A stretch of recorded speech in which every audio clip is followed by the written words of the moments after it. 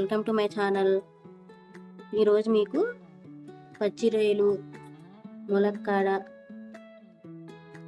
బంగాళదుంప ఈ మూడు కలిపి చేసి చూపిస్తానండి. దానికోసం మీకు తరిగిన ఉల్లిపాయలు, పచ్చిమిరపకాయలు, అల్లం వెల్లుల్లి పేస్టు, ఉప్పు, కారం, పసుపు, జీలకర్ర పొడి, ధనియాల పొడి, గరం మసాలా పొడి అండి. నేను ఉప్పు, కారం, పసుపు ఈ స్పూన్తో తీసుకున్నానండి. ఈ స్పూన్తో 1.5 స్పూన్ కారం, 1 స్పూన్ ఉప్పు, 1/2 స్పూన్ పసుపు అండి. మసాలాలు అయితే ఈ స్పూన్తో తీసుకున్నానండి, 2 స్పూన్లు. తయారు చేసే విధానం చూపిస్తానండి మీకు.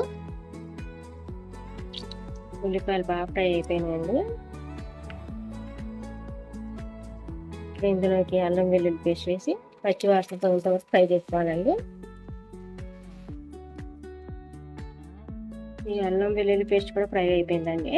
ఇప్పుడు ఇందులోకి ములక్కాడలు, బంగాళదుంపలు 2 వేసి ఇప్పుడు కాసేపు ఫ్రై చేసుకోవాలండి.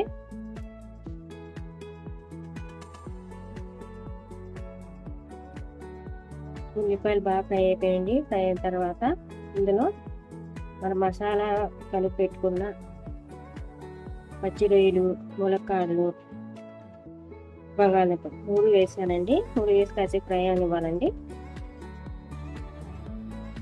ఇలా మధ్య మధ్యలో మూత తీసి కలుపుతూ ఉండాలండి స్పూన్తో. సరే ఫ్రై అయిపోతూ వస్తున్నాయండి. 2-3 టైమ్స్ కలపాలండి.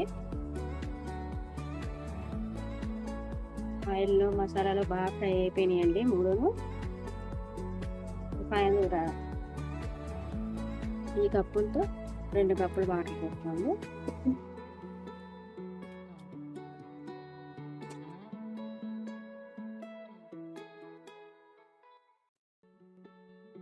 ఫైనల్గా కొత్తిమీర కూడా వేసేసుకోండి.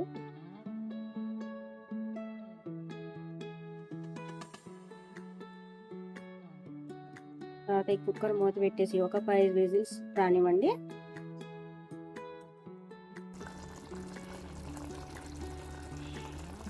ఇదిగోండి ఫైనల్గా అయితే కర్రీ రెడీ అయిపోయింది చూసారా.